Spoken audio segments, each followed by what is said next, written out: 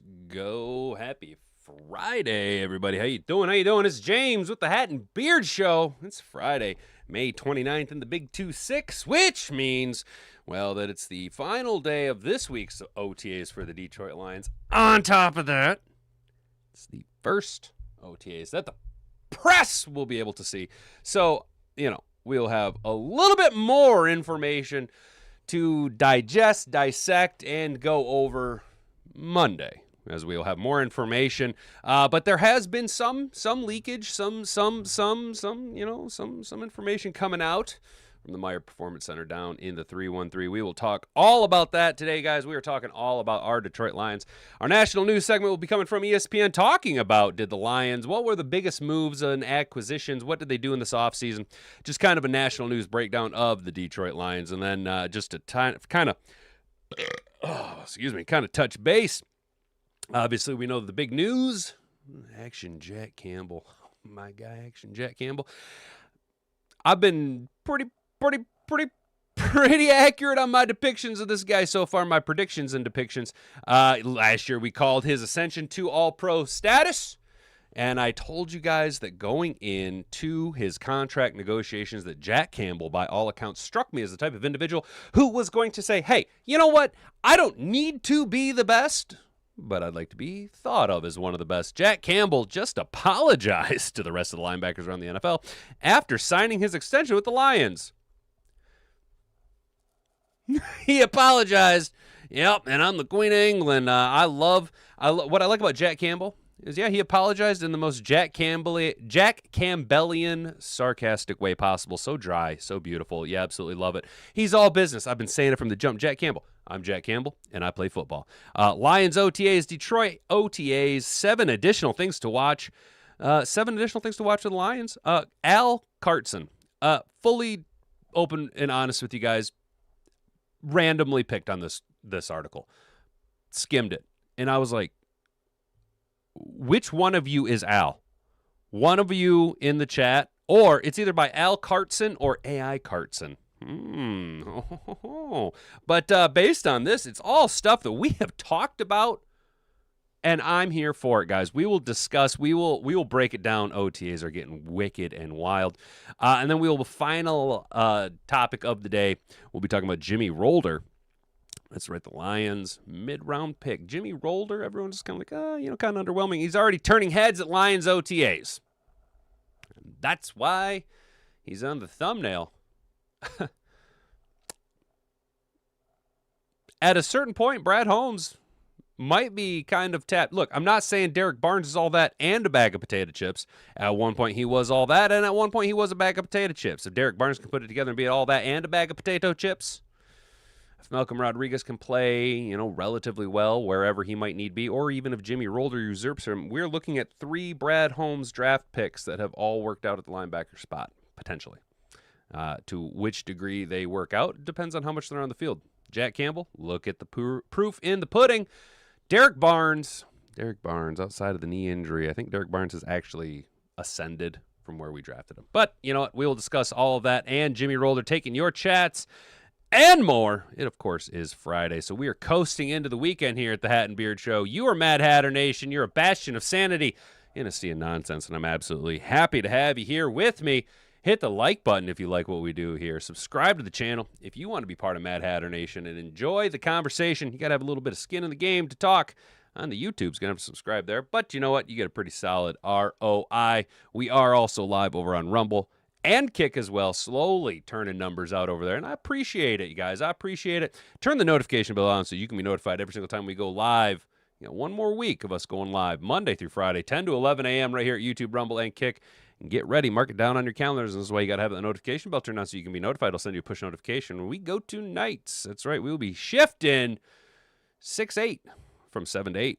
Yeah, on June 8th, we are targeting June 8th. Now, that is possibly subject to change depending on how much my new or current employer wants to be buttholes. But we should be going Monday through Friday, 7 to 8 p.m. I'm excited about it. And you know what? If we lose some of you guys from the live show, I understand. It is what it is. Just think of it. If you can't watch the live show at night, just think of it as you were one of those guys who had to watch the live show, on DVR at night who couldn't get to enjoy in the morning. So we're kind of it kind of being selfish because I am coming at it from the potentiality of this is probably going to be a little bit better of a growth opportunity for the channel, as well as in the personal life, things are going to be better. So you're going to want to be subscribed, have that notification bell turned on so you can be notified when we go live. It's going to be a lot of fun, leaning on you guys to kind of keep things. Yes, Donkey Kong, we will be doing a night show. We will be going from 7 to 8 p.m. Hopefully my mods are going to be there to kind of keep all of the insanity under control because based on the few times we've gone live at night, viewership tends to go right through the roof. So we're excited about all that, and I'm hopefully you guys are going to be there for it. It's going to be a good time. It's the weekend. We're getting ready to grow, so I'm going to go ahead and lock it in and hand it off to my guy Jocko, and we're going to get into the show. If you can say the word good, guess what? It means you're still alive. It means you're still breathing. And if you're still breathing,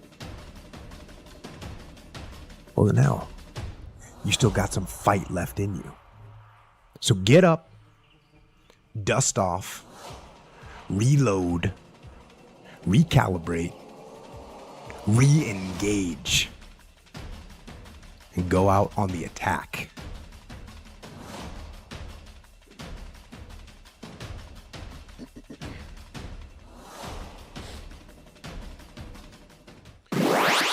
Appreciate you, Ryan. That is super. What's up, dude? I figured I would follow suit with you and take my talents into the sunshine, into the daylight. We will go, Bud, specifically Rallin. I'm going to send you some information. I don't know. You know what I mean? I don't know. Maybe something might tickle your fancy, bud. I don't know. Again, I don't know. We're a startup company, so I don't know how much we're really growing right now. If I'm being honest, I'm not involved with that. I just want to lock in for the first 30 days of the new job. I don't want to keep my mouth shut. I want to just keep my head down, and I just want to understand exactly what they want as far as their quality and standard of work, and just apply that before I try and make waves or open my mouth or do any of that stuff. We gotta figure it out before we can start to mix up the chili bowl. You know what I'm saying? Everything needs to get to know each other inside the pot. Detroit Lions, what is the best thing they did this offseason? Well, replenishing the offensive line, according to ESPN, the four-letter network. Detroit Lions line wasn't up to its usual standard in 2025. The Lions finished 20th in the run block win rate and 31st in pass block win rate. Their success rate on run plays fell from 6th in 2023 and 2024 to 25th in 2025. Given Jared Goff's large on-off splits with regard to pressure, Goff ranks 3rd in the NFL in EPA per play when under pressure over the last 3 years, but 27th in the league when pressured. The Lions need to make sure they're running the ball effectively and staying out of obvious passing situations to protect their quarterback. Yes, also giving more opportunities for the offense, to have more opportunities to get first downs and put points on the board. Kirby Joseph. Facing a pending cap crush with extensions for several young starters, General Manager Big Brain Brad Holmes did pretty well. The Lions cut veteran Taylor Titty Decker and moved Penny the Human Wall to the left tackle, where he excelled as a rookie while Decker was injured. Can people please acknowledge that left tackle is Penei Sewell's natural position? Sewell is an elite left tackle prospect coming out of Oregon, thank you, and should be just fine on Goff's blind side.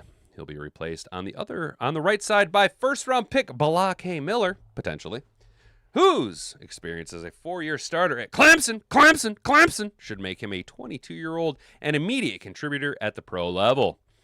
The Lions also cut Graham Glasgow at center and replaced him with Panthers center Cade Mays. Yes, sleek Cade Mays. Very, very, very solid pickup.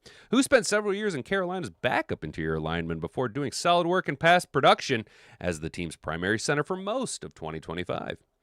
It would have been nice to see the Lions add more at guard besides 49ers lineman Ben Barch, who wasn't a regular during his time in San Francisco. I want to make sure I read that right. But Lions fans will hope Brad Holmes did enough to the Lions backup. No, dude, this is the bullshit. The Lions add more at guard besides. Dude, why? What is wrong with our starting guards? Mahogany was injured last year. Never got to get back up to full health. Ratledge was a rookie. I don't understand this. This take right here is a mile wide and an inch deep. Not very productive. The worst thing the Lions did, continuing to give away draft picks while trading up. Just out of curiosity, how can one say, with pending cap crunches with extensions for several young starters that you're saying we're going to have to extend, right? Then if we're getting these several young starters that we're drafting and have to draft up, how are we considered giving away draft picks if the players that we're going after end up eventually, being worth it? Yeah, they're not all going to be worth it, but, again, the numbers of Brad Holmes' hit rate on draft picks far exceeds that of his miss rate. After years of building the roster without needing to worry too much about cash or cap constraints, Holmes is facing an evolution. Having too many young players to pay is a nice problem to have, but the Lions have paid draftees such as Amon-Ra, Sewell, and Hutchinson. This offseason, Gibbs, Branch, Sam Laporta, and Action Jack Campbell all became eligible for extensions, with the latter signing a 4-year deal this past week. We will talk about that in the next story.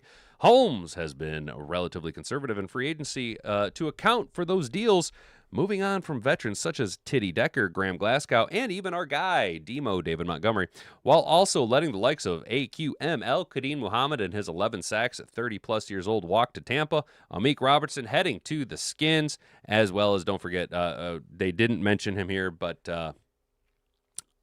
again, not so much the production of what he was doing the last year on the field, but what he meant to the locker room, guys. I'm telling you, that in the grand scheme of things, Alex Anzalone was a foundationary piece brought in to be a pivot, a turning point, a building block for what Brad Holmes and Dan Campbell wanted to do, both on the field and in the locker room. He was a tone and trendsetter for the organization, which is why I don't necessarily talk too badly about Alex Anzalone, the individual. The play on the field, yes, it was falling off. You are not what you once were, and that is by no fault of your own. That is just biology, my guy. You know what I'm saying? You're not what's his name? Brandon Johnson, the blood bag, the blood boy guy, the guy who cycles his kid's blood through him or whatever. You're not him, dude. It's gonna catch up to you. But maybe give a little bit of respect here. The only player who landed anything larger than a 1-year deal from Holmes in free agency was Mays. Given the raise Detroit's young players are going to get, you can understand why Detroit is cutting back on free agency additions. Holmes has surrounded those newly expensive players with cost-controlled young talent to make their roster work, and he's leaning too heavily into trading up. The Lions already came into this draft without a third-round pick, having sent 2 third-rounders to the Jags to move up to get Isaac TeSlaa on day 2 a year ago. TeSlaa showed some promise as a rookie, but he projected and still projects to be the Lions' 3rd wide receiver, which is not a bad spot to be in, my guy. The Lions moved up for Tater Ratledge in 25, sent a future 3rd round to the Jets for the right to take Giovanni Manu in the 4th round in 24, and dealt more future capital to land Sione Vaki and Miles Frazier. Oh yeah, I forgot about Sione Vaki. But you remember how fascinated everybody was when we drafted Sione Vaki? We were like, oh, he can play defense and offense. Oh, I'm like, yeah, he's a ball player. The Lions continue to stay aggressive in 26. They traded away the 4th round pick to move up 6 spots to get Derek Moore in the 2nd, then shift off the 6th rounder to move up 13 spots in the 5th round to grab the Sheriff, Kendrick Law. Per video, we were going to trade up the Ravens. Yes, we know that. The issue here isn't targeting players the Lions want. They needed an offensive lineman in the 1st round. They've needed help on the edge for years and moved up to grab one in round 2. Of course, that's also the downside of taking players at less premium positions in 2023. Holmes and the Lions should be very happy about landing excellent players at running backs with Gibbs and Laporta, linebacker action Jack Campbell, and safety Brian, my ankle hurts Branch. But it's easier to fill those positions in the later rounds and free agency than it is to find difference makers on the edge or offensive line. Just because you want to draft those players doesn't mean that these guys weren't valid. What the fuck, dude? At some point, the Lions have to be more conservative and trust that players are going to fall to them. They have considered trading down to amass more selections. Something Holmes hasn't done since trading down from 6 to 12 in the 23 draft as part of the deal that landed Gibbs and Laporta. Trading up here and there is reasonable enough, and the Lions eventually decided against what would have been their biggest trade up in round 1, but they've repeatedly pushed the move-up button over the past 3 drafts. And I have to ask, is Brad Holmes doing it wrong? Because, the proof is in the Jell-O pudding pop, my friend. As good as their young core is, the Lions have had to turn to players who are bouncing around the league in key roles more often than they would like. Well, that's because of injury, but all teams have journeymen. All teams have those roster fill-out guys, dude. All teams have Jags. All teams have Jags. Saying that the Lions have to do it more often than not is because of injuries, my guy. Bounds around. Giving away those middle rounds forced them to turn on a player such as Kindle Vildor. That's not fair. Ben Niemann, who played fine. Anthony Fursker for significant snaps.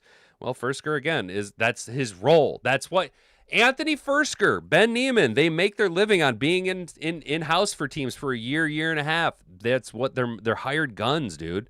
They've also run the risk of missing out on the next St. Brown or Kirby Joseph, middle-round picks who became stars in Detroit. Do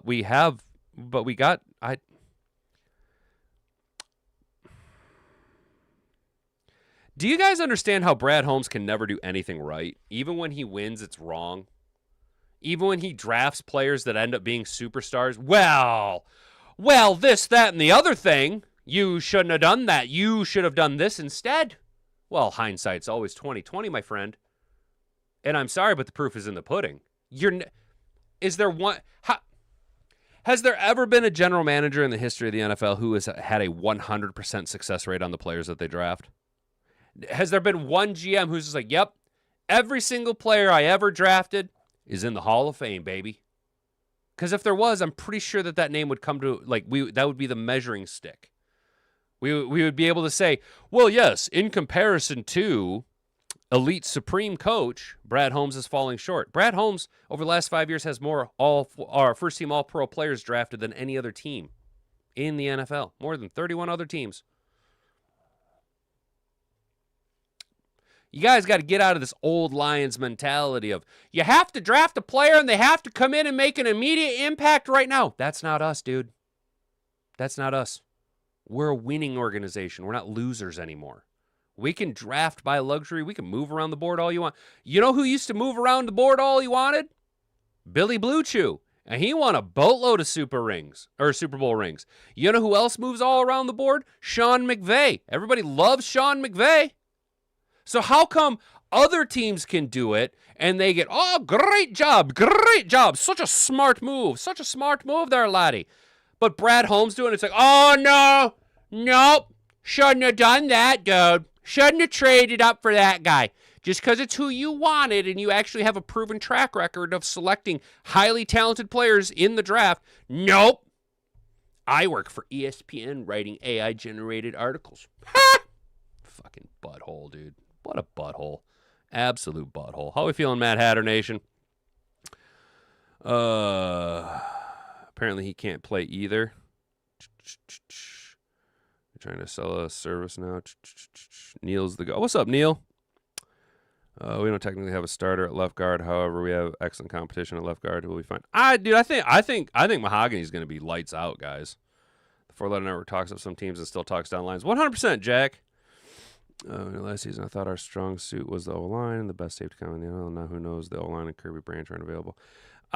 So I'll give you that. I thought our O-line was pretty good, Neil, but I would say that our expectations for the offensive line had a rug pull when Frank retired. When Frank retired, that was an absolute rug pull for us. You know what I mean? So it just tanked. Glasgow was never going to be the solid replacement that we needed him to be. If anything, Glasgow should have been the first 3-week starter while Ratledge seasoned a little bit at right guard. You know what I'm saying?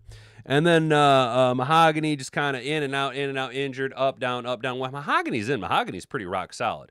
On top of that, statistically, any lineman who plays next to Penei Sewell plays almost a full letter grade better than their average, dude. So he's going to be playing better with Sewell next to him. We have a much better center in Mays over Glasgow. Ratledge is going to take that step forward in his second year because he already showed more flashes of good play than highlight reels of bad play. Yes, there were some mishaps, and that's to be expected. He was a rookie, dude. You know what I'm saying? Expect the same thing out of Blake Miller. It's going to happen. You know what I mean? It's going to happen. But I will say, Neil, that when healthy, Kirby and Brian Branch are the best safety duo in the league. And those injuries you can't really account for. You know what I'm saying? I still remember when AI was Allen Iverson, times of Noah, I swear. Dude, yeah, dude. You know, Mr. Detroit City, sometimes when people say AI, I still think Allen Iverson too, bro. For real. I still think Allen Iverson too when people say AI. That's wild. You guys having a good start to your Friday morning? You know who's else having a good start to his Friday morning is Jack Campbell, walking around with $81 million contract. Whoo-wee! I am such a poor. Now, we're not going to read too deep into it, guys. We know all the ins and outs about Jack Campbell's contract, but right here, what really expected was something that would have totally reset the linebacker market. Not long ago, we predicted a 4-year, $104 million deal. It would have made him the highest paid linebacker ever in AAV and total value. He absolutely could have gotten that at 26-year-old elite linebacker, can pretty much write his own ticket. But here's the thing. Jack Campbell told the Lions he didn't need to be the highest paid linebacker. He just wanted to be in the elite category. That's awesome. Let's be realistic here. Quote, I already have more than enough. Let's just say that again. This is coming from a first-round draft pick, all-pro linebacker, who is staring down the barrel of, I'm going to reset the market. I'm going to be the highest paid linebacker in the history of the National Football League. And he goes, yeah, I already have enough. Excuse me, what? Sir, this is your second contract. This is when you're supposed to be grabbing that obnoxious generational wealth. Everyone's looking to you to go, dude, go get your bag so that I can get paid next year. And he goes, but why? Why? I already have millions of dollars. I'm already a very wealthy man for playing a sport. I already have more than enough. Why? I'm going to put the H before the W. Why? So for me, it was more about the principle of I just want to be in the elite category because I feel like I'm an elite linebacker. And that's the way Brad saw it. And that's the way everyone up there saw it. Campbell said on Wednesday, quote, I feel like for me, I don't need to pay the highest paid, even though those guys around the league would probably appreciate that because it bumps everything up. So I'm sorry to them, but I just feel like for me, I knew what I wanted in this. I want to help the team in any ways possible, just to continue to keep the core together. So, I mean, at the end of the day, I feel like it was fair for the team, and I'm more than happy with everything they blessed me with. Bro! Jack Campbell. So, I mean, at the end of the day, I feel like it's fair for the team, and I'm more than happy with everything they blessed me with. I say it time, and I say it time, and I say it time again. Brad Holmes looks for a very specific profile, a very specific psychological profile in these players. And if that doesn't sum it up right there, at the end of the day, I feel like it was fair for the team, and I'm more than happy with everything they blessed me with, bro. Campbell just kind of lowered the market for other linebackers looking to get big deals around the league. Jaguars linebacker Devin Lloyd is also looking for an extension, and instead of a potential $100 million deal for him, he's likely to get something in the $90 million range. Oh, how's someone supposed to feed their family on $90 million? I need that extra $10 million. He got a really good deal, and the Lions did too. Everyone walks away happy here, especially me, because I've been proven right again about Jack Campbell. Again! I'm going to go ahead and plant my little flag, boop, and take my little victory lap. Woohoo! I was right again. Hot dog. Hot diggity dog. All right, guys, let's talk about OTAs. That's what we're here to talk about, right? Life is good. Just touring more RVs, deciding on the diesel push or Godzilla engine. God, yeah, Mr. Detroit City, I was thinking about RVs the other day. I was cleaning out the garage, and I was thinking about youth shopping for RVs, dude. And I was like, I wonder how that's going for him, man. Jack skyrocketed one of my favorite players with that quote, and that he has enough. What a great human. Gonna get a Snake, I was actually like, I think I'm gonna get me a Jack Campbell jersey, dude, because that is such an awesome take right there, dude. You know what I'm saying? Like, that is such a perfect, just like, dude, I have more than enough. They've blessed me so much. I don't care. Just pay me what I'm worth. Pay me fair. Just pay me what I'm worth, bitch. You know what I'm saying? I don't need to be that guy. I have more. The fact that he said I have more, it's the small things that these guys say. I hound on it. It's the verbiage that these men use in their passive language. Jack Campbell. I have more than enough. I have been blessed already. Lil Spud, right? Drew Petzing. On how we should win. Not how we want to win, how we should win. All of that goes back to that psych profile. All of that goes back to a certain mentality, brother. All of that goes back to this winning team first mentality. This fair and just. It is right and just that Jack Campbell be paid fair market value while also allotting some maneuverability for his team, because he says, not only am I a team first guy, not only am I setting the tone, not only do people look to me as a leader, I am also a captain of this team, which means I need to take on certain responsibilities to keep the team intact. Sure, pay me $3 million less a year. I don't care. I'm Jack Campbell, and I'm here to play football. Let's fucking go. Hell yeah, Rick. We all knew Jack was one of those kinds of guys. If we only had 53 Jack Campbells on our team, dude, for sure. Refreshing attitude for Campbell to have. I am tired of that. I want to be the highest paid. Dude, that's what I'm saying, guys. It is so refreshing, because what I think we all want to be the norm of the mentality of players in the league is so abnormal. And why are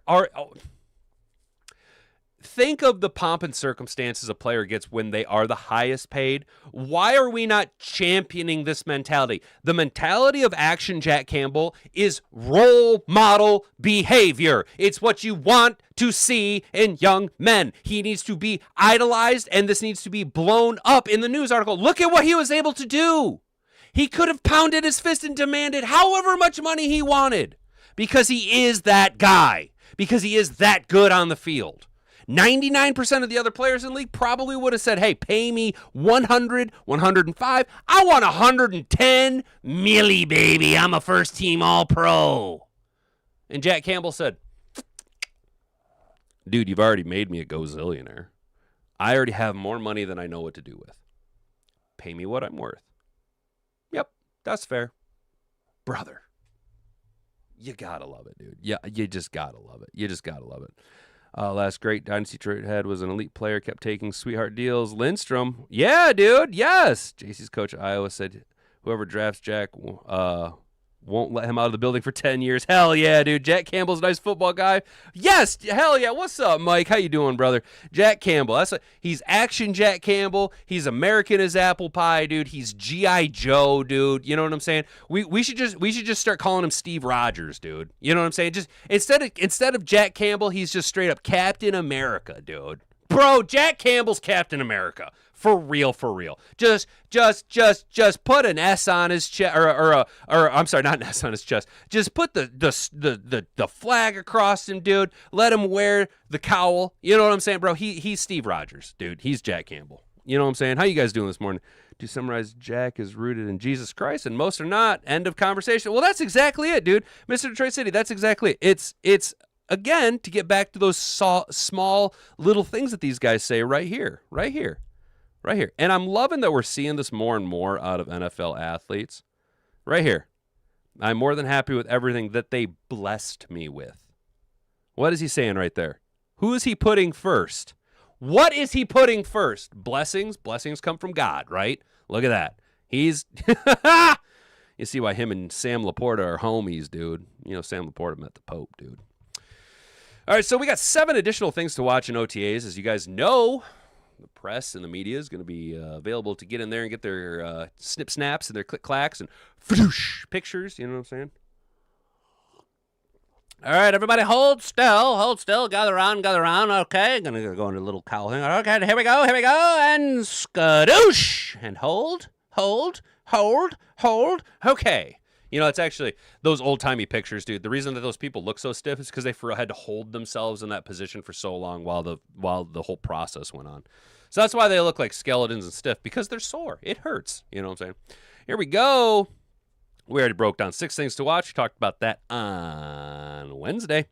We are in the 3rd day of Phase 3. Obviously, OTAs are neither padded nor full contact, so it is important not to overreact to anything this early in the process. Still, OTAs can help begin painting the initial picture for what will ultimately be the foundation. A few months, with training camp and preseason games eventually determining the pecking order in order of position battles and spots on the initial 53-man roster. And here we have 7 additional things to watch during the Lions OTAs. Shout out Lions Today, my guy Mike. We talked about our guy Miles Frazier a little bit the other day. If you haven't already, go over to his channel, click on the live stream section, and go ahead and watch that hour-long discussion that me and him had about the Detroit Lions. And try to not get hype afterwards. That's what, like, while you're watching it, try your absolute best not to get hype about this upcoming season. It's impossible. While Jeremy already covered the left guard competition in his preview and mentioned Miles Frazier as part of that battle, I am also curious to see whether Frazier cross-trains at both guard spots. Plug your ears, Raw. If you're in the chat, Raw, plug your ears. Assuming Giovanni Manu opens as the second team left tackle. I'm sorry, Raw. I know that hurts. I know that's not what you want to hear, dude, but that's what the speculation is, dude. You know what I'm saying? So, we're just going with it. Whether the second-year LSU product also gets reps as the third team right tackle, it will be difficult for Frazier to truly establish himself as a dark horse contender for the starting left guard role while potentially juggling multiple responsibilities across the second and third units. But developing reliable versatility would provide clear value in both this season and long term. Not too worried about the long term. That versatility and reliability. If you guys don't already see that Brad Holmes and Dan Campbell look for the multi-tool player, the how many positions can I squeeze out of this guy, I can't help you. If you can't see that already, if you can't see that we go after dynamic skill sets, Swiss Army knife hybrid players, I can't help you anymore because it's so evident with guys, Frazier, Alonzarique, the safeties, the Maddox, Eisen, you know what I'm saying? These guys, Branch, right? We go after these tweener type players that how can you maximize their skill set? You know what I'm saying? And I've been saying for a while that Miles Frazier not only is going to push for the rotationary guard spot with Juice Scruggs, I think you're going to see 2 guys splitting 3 position backup roles between the 2 of those. I do think Frazier, because of his flexibility that he played at LSU while kicking out to play tackle in rotationary spots when guys would go down, I think Frazier also benefits from being a diverse skill set and gives us more flexibility. If we can go a little bit more flexible along the offensive line to save a spot or maybe even 2 by hybridizing and having some player stash on the practice squad, right? That gives you a little bit more depth moving in. Hey, you know what? We need a couple more bodies in the secondary because Rakestraw looked at water and got hurt. You know what I'm saying? Or TA can't keep his dirty little dick beaters off of players, and I have to shut him down for the game because he's got his 4th PI in the first quarter. You know what I'm saying? It gives us a little bit more flexibility and durability, or sustainability in some of our positions that have historically had a little bit thinner as the season progresses, namely the secondary. Tight end Miles Keistelman. Miles Keistelman. It's Miles on Miles. Miles on Miles. The undrafted rookie earned draftable grades from numerous analysts during the pre-draft process and will compete with Zach Horton and Thomas Gordon for a potential tight end roster spot. Tight end 4. Gonna make it easy for you. I'll just make it Giovanni Manu. I'm not gonna read about that. Nose tackle repetitions. Guys, Let's go. One of the most important things to monitor early in OTAs will be the Lions' plan at nose tackle, starting with confirming that Tyleik Williams is running with the first team and officially inheriting DJ Reader's role as the primary early down defender, aligned head up or shaded over the center, taking his place, commanding multiple blockers on the interior with Aleem McNeil. Even without full contact, watching Williams and Cade Mays eventually square off down the line should provide some entertaining brute force collisions. Almost as important as confirming Williams' role will be identifying the pecking order behind him. Does McNeil slide over in certain packages? How do the reps get distributed among Chris Smith, Jay Tufel, and UDFA Aiden Kanasron, and possibly Miles Adams? Assuming no additional veteran reinforcements are added, there are not many meaningful upgrades left on the open market anyway. At least one of those depth options will likely need to carve out a role on the initial 53-man roster. I already have that guy, and he's the next guy we're going to talk about, defensive lineman Levi Onwuzurike. Levi. Right here. You will be healthy. You will be strong.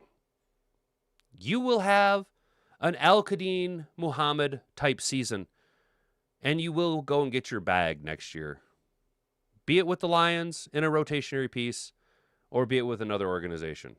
Levi, you will be healthy this year. You will be strong, and you will be a contributing force for the Detroit Lions along our front seven. You will not be hurt. There will be no injury concerns. Your back will be strong. Your knee will be reliable. And you, sir, will prove me right. And when I cite the metrics that when you are on the field, Levi Onwuzurike is one of the most disruptive pass rush interior defensive linemen in the NFL. As one of Levi Onwuzurike's biggest supporters, for me, it will be worthwhile to get an update on both his health and projected usage within the defensive front.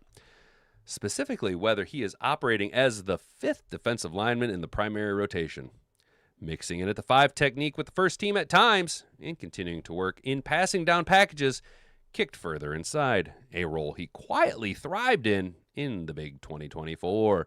That's what I'm saying. You hear this lineman, the fifth defensive lineman. I love looking at my front 4 defensive linemen as my starting 4. And, you know, much like basketball has a 6th man, well, we're just going to move that number up one. I need my 5th man. And I think that's kind of what Brad Holmes tries to do when he goes after these players. I need a 5th man who can play an undersized defensive tackle, who can play an oversized defensive end, who can just go in. Think of him as a oversized small forward that can kick down into the power forward spot, or if you want to go with a fast package, he can, by golly, try and play center. When healthy, Onwuzurike remains one of the defense's most disruptive chess pieces on the defensive front because of his alignment, versatility, and interior quickness. It will also be helpful to gather early intel on who else is working in that hybrid 5 technique, 3 technique among Tyler Lacey, Peyton Turner, Makai Wingu, and rookies Skylar Gill-Howard and Tyree West. And I'm not too worried about the position roles here. I do want to talk about Hassanin.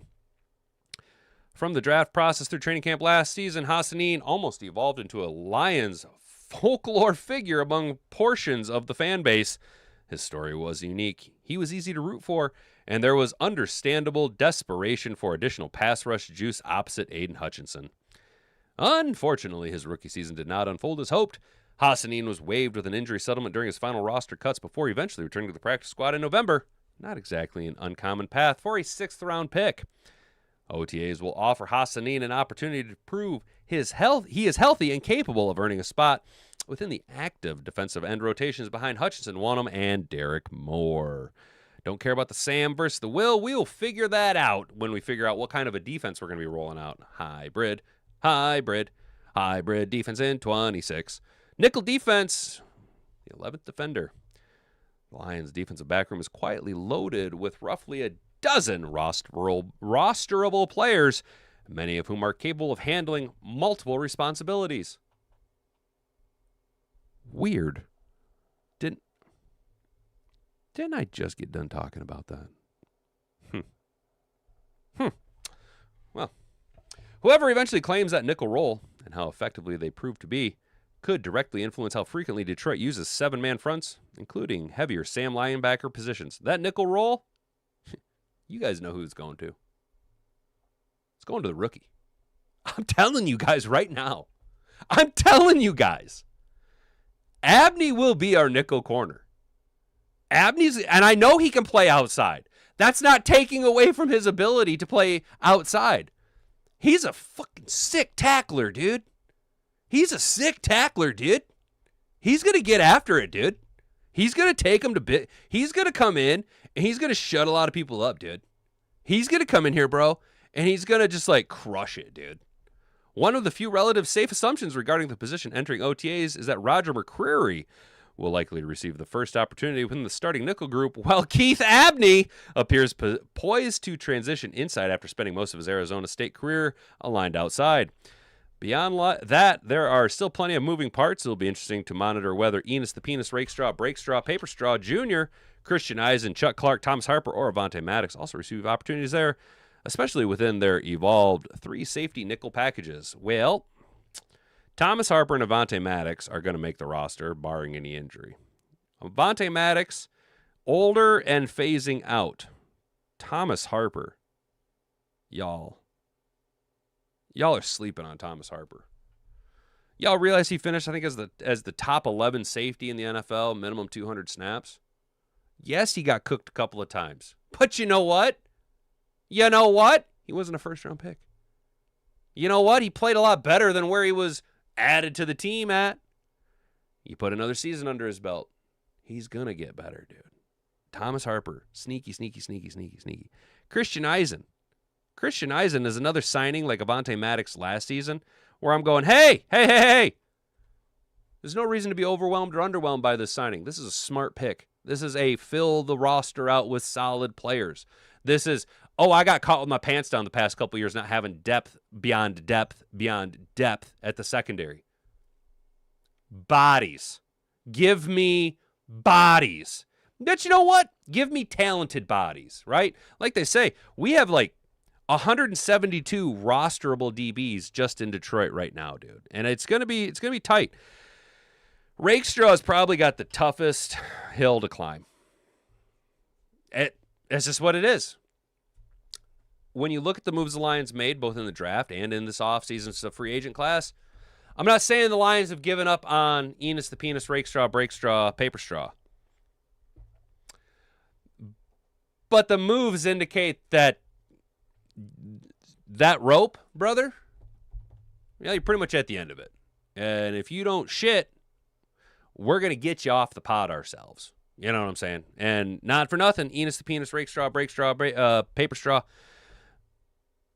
I like Keith Abney.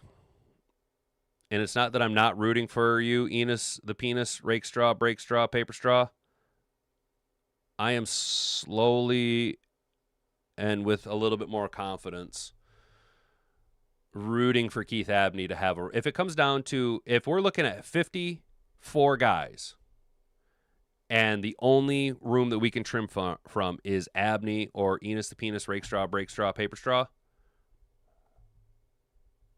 barring any massive deficiencies on Abney, I think you guys know what direction I'm going to go with that. And I think I know what direction you guys are going to go with that, right? It's you're already facing an uphill slog, dude, and then not for nothing, it is a business, and the Lions kind of showed, hey, bud, what have you done for me lately? You know what I'm saying? We will, how we doing, Mad Hatter Nation? What's up, Raw? Put up the Raw signal, and I knew you'd come in, dude. Here's a hot take. Yeah, that's right. My bad, dude. I said drops 10. I thought you said he drops 100 pounds. Davenport to play. He's quick, strong, and patient to set the edge. Hell yeah, dude. Right on. I like that. Gower's no way good against the run as Davenport. I'll say Manu locks the mean streak that we're seeing out of our O-linemen. I honestly think Manu's going to end up being that troll, dude. He's going to be Dan Skipper troll, tight end troll. You know what I'm saying? Oh, my backy. Dan's got his conference. Is it? Oh, it's in 20 minutes? Right on. Hey, Brent, if we're still live, can you let me know, and we'll try and kick it over to the presser? We expect better questions in the press conference this season. No chance. Because he plays mean. 100%, dude. I liked Harper progress last year. Me too, dude. We watched Thomas Harper get better on the field game by game.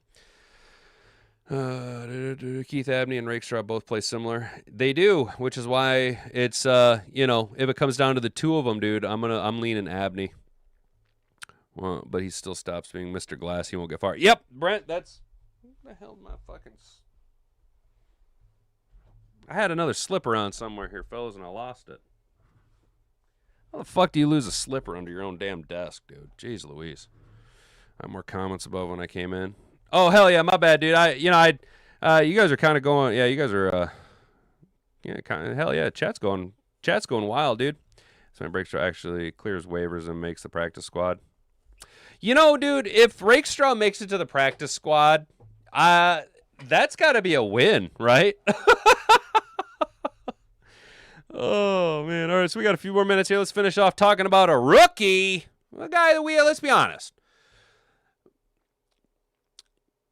Rolder, Gil Howard, and West, it's not that you guys are bad picks. It's by no means a negative towards you that we are all talking about, the first round pick, Blake Miller, getting a what appears to be a flashier edge pick in the second round with Moore, the looking at what we actually have with the Sheriff and with Abney, that, Rolder and some of these other guys kind of getting a little bit more lost in the sauce, The other two D linemen poised to be more rotationary pieces. The linebacker spot, was questioned with the departure of Anal Zone. Would it be Rodrigo? We drafted a guy in the mid-rounds. Personally, I think the Lions are going to be running a lot less three linebacker sets than historically done here under the Dan Campbell administration. But my guy, John the Macaron, Jimmy Rolder, appears to have started strong at Lions OTAs. Jimmy Rolder, keep rolling. What? Detroit Lions linebacker Jimmy rolling. Come on! Is already earning some extra attention following the first day of organized team activities. A review of team photos released on social media reveals an offense against defense period that showcases keep rolling. Come on! With football seemingly following an interception. Clues supporters notice the seeming Jacob Sailors on offense, Thomas Harper in the secondary. Detroit's first practice is not open to the media to observe and report. The first occasion the media will attend will be the Lions practice today. And not for nothing, yes, I am going to be just... I am so hype about this year that I am just like, I'm going to just be refreshing the Lions Twitter and the Lions Instagram and all of the content creators. There's a pretty good chance I'll be hanging out in the heavyweight show tonight. I haven't been there in like a fucking year. Just dropping comments, man, because this is the first time the media gets to show us, gets to talk about it. I am telling you guys, this year is going to be different. It is different. I feel different. You feel different. The Lions feel different. It's different, dude. It's professional villains, Motor City Dan Campbell, Sonic and Knuckles, blah, blah. No, bitch. The tone was set with the acquisition of the coaches and the demeanor that they have towards how they want to win football. How we should win football games. The tone was set. Instead of the big flashy contract extension for Jahmyr Gibbs, the record-setting running back. Ooh, so sexy. Such a sexy signing. Jahmyr Gibbs, best running back in the NFL. Oh, big money. Wow, look at all that money. The Lions said, hey, you know what? Hey, Ja, we're going to go ahead and fifth-year option you. Jack, we're not going to fifth-year option you. And Jack went, I play football. I play football? I play football. And they said, that's right, Jack Campbell. You play football. And you play football really well. And he's like, I play football. I play football. And they're like, yes, you play football. And that's the mentality we want to have. Our primary goal is the big contract extension of Jack, I play football, Captain America Campbell. And you know what? We're going to extend him. And hey, Jack, we're going to pay you what you're worth. Are you cool with that? Not resetting the market? He's, I am Jack Campbell, and I play football. And they're like, exactly. You play football, we play football, and everybody else, everyone goes, hey, the captain signed a team-friendly deal because he plays football. Yeah, let's go play football. Let's go play some football. We got a bunch of fucking ball players. Let's go play some fucking football, boys. You guys want to play some fucking football? Let's go play some fucking football, boys. That's what they said, and that's what we're doing. This year is about, we are kicking ass and taking names. I'm telling you right fucking now. It's there. Unless you played organized team sports growing up, dude, and this is going to get even more specific, unless you played organized team sports growing up, you played at a higher level of organized team sports growing up, and you played on a special team growing up, a team that had a storybook style, a once in a every 20 years type run, there is a certain feeling inside your guts when you think about, when you talk about, when you practice around, when you read articles, and as that date gets closer and closer, you start to feel that feeling building up more and more and more. It's not butterflies, it's not nervousness, it's not rage, it's not excitement. It's just this desire to win, this will to win, this knowing that you are about your business and you do it better than the other guy. You don't have to prove it, you already know it. Lil Spud, how we should win games. He's already beaten you. We've already beaten you. We've already won the game. We're just trying to figure out exactly how we're going to do it. I've already beaten you up here. We've already beaten you up here. Now we're just going to write the script. Now we're just going to draw up the show. Now we're just going to put a performance on for you because we're going to kick your ass, take names, beat your ass with one ass cheek and three toes. I don't give a fuck. I will beat your ass. You're going to knock us down. I'm going to get up. I'm going to bite your kneecap off. We're going to smile at you. You're going to knock us down again. By the time it's all said and done, I'm going to take your ass out in the deep water, and I'm going to drown you. Period. Point blank. It's different this year, guys. It's different this year. I'm telling you, it's different this year. Not going to help Rickster. Playing tiers, he's got to get his legs under him. More of a schedule, our rival schedule, our division is locked to win. The only dark horse is the Vikings if Murray can put together with J.J. Addison and Hawk. I'm not worried about the Vi-Queens. They're just not ready to put ball. They're ready to dominate. Yes, Kane, there you go, dude. That's it. We're not just ready to play football. We are ready to dominate and monopolize football. Yes, dominate. We're not here to play ball. We are here to dominate the NFL. We're going to impose our will upon the opposition. They won't have a choice. They just have to decide on how much of an ass beating they want.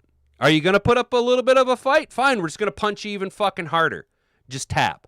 The whole time, from kickoff until final whistle, Dan Campbell is just going to be going, just tap, just tap, just tap, just tap. Ford Field, instead of the Jared Goff chants when we get up 52-0 in the third quarter, Ford Field needs to start chanting, just tap, just tap, just tap.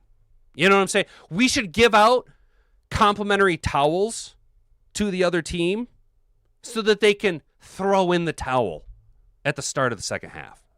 You see what I'm saying? That's the mentality that we need to have. And that's the mentality that I'm telling you that we do have. Dan Campbell wants to get back to what we were doing, what we did, what we used to be about. You thought it was crazy then? Son of a bitch. You thought the Lions were wild and out of control on offense a couple years ago, back when they were just having fun, back when they were just kids playing in the ballpark. Well, now we mean business. Now fun and games are set aside. You had your chance. We made ourselves look stupid with the potato Johnny Moe screens, right? Well, okay, all right. Daddy's home. Are they really, Derek? Damn, that sucks. BA constructed this team in a fashion that we not a one-year wonder. We set to dominate. Yes, you're seeing it too. You're seeing the construction, the future, and that's what, like, you know, when people are like, oh, why did we go after Tesla? It wasn't so that Tesla could be productive last year. It's so that Tesla could be productive this year and next year. Brad Holmes is looking 4, 3, 5 years down the road, dude. He's understanding contracts. He's understanding how this works out, and he's trying to set himself up, albeit handcuffed and kneecapped by Rod Wood in the money department at every fucking turn. Chris Spielman needs to be the fucking president and CEO of the Lions. If Chris Spielman isn't the CEO of the Lions, then Hattenbeard needs to be the CEO of the Lions. Those are the only two viable options. Do I need to call Sheila like Dan did? Somebody get me Sheila's number. Give me Sheila's number. I'm calling her, and on Monday, the Lions announced that Hattenbeard is the new president and CEO of the Lions organization. Let's go. Most of the football world's giving up on the Lions. Windows closed. Everyone's take. We just need just what we needed back to the exactly. Rick, that's what I've been saying about how, like, you know, last year we kind of got a little too high on our own farts, dude. Everybody liked us. Oh, the Lions. Oh, Amon-Ra became Amon-Ra the brand, not Amon-Ra the man, dude. And now we remember all the receivers that were taken ahead of us. Now we remember, you know, how we were just the place where careers went to die. Now we remember what it was like for the past 30 years. Do you remember? Do you remember? 21st night, September. What's up, Mom? Good to see you. Yeah, I don't watch Woodward. I like Darren because I know him, but the heavyweights are disappointing. Funny with bad football takes. Man, that sucks, dude. I used to watch the heavyweights. I used to watch the Woodward just for the heavyweights, dude. Admittedly, and like I haven't messaged with him in a little bit though. Legit, Easy's one of my favorite. Like, I love Easy, dude. Easy's fucking awesome. He's super friendly, dude. He's super friendly. But you know, they're gonna Dan's presser started. Well, we're gonna get up out of here. How's that? We'll get up out of here. You guys go watch the press conference. Have yourselves a good rest of the day. Enjoy the upcoming weekend, guys. Keep your chin up. Don't get in too much trouble. It's not pay week. I ain't got bail. We'll catch you back here on Monday for our final week of the morning show at 10 to 11 a.m. right here at YouTube, Rumble and Kick. Until then, have a good weekend, guys. I'm James with the Hat and Beard Show. You've been an attentive audience. We'll catch you on Monday. Bonga bonga. Frig off.